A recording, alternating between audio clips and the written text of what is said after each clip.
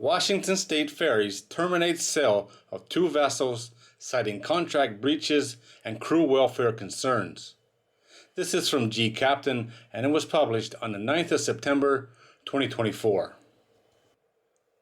Washington State Ferries has terminated the sales agreement for 2 decommissioned vessels, the Helwit and the Kaloha, due to buyer's failure to meet contractual obligations.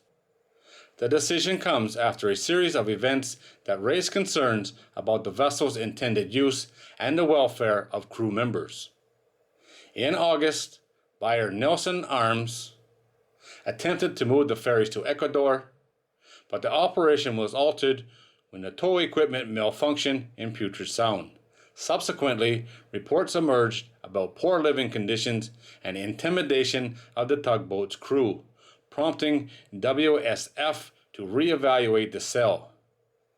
WSF Assistant Secretary Steve Neely emphasized the importance of crew welfare, stating, "As a career mariner who spent the early part of my career working on internationally flagged ships, seafarer welfare is deeply personal to me.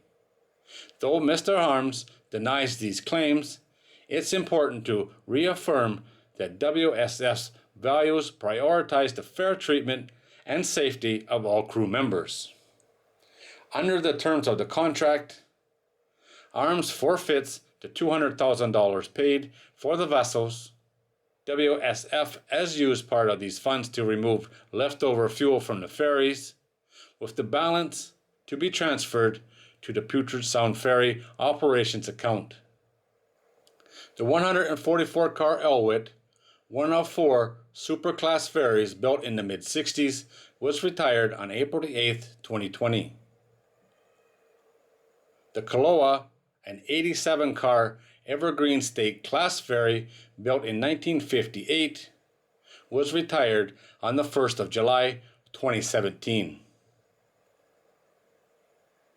This story goes back to the one I did of the 4 guys stuck on the tugboat. They were going to take these 2 ferries to Ecuador to be scrapped. It's good that Washington State Ferries stepped in here, canceled the contract based on crew welfare, but they've done nothing for the actual crew. These guys got no food. Maybe they could use some of this $200,000 to at least get them some food and water, and maybe help them get paid and get them a flight home. That's a lot better than putting the money into their own bank account. I think they did the right thing here, but they should not get to keep the money. That's just my opinion. For me, something don't seem right here. Washington State Ferries shouldn't get the profit off of this. They should use this money for good.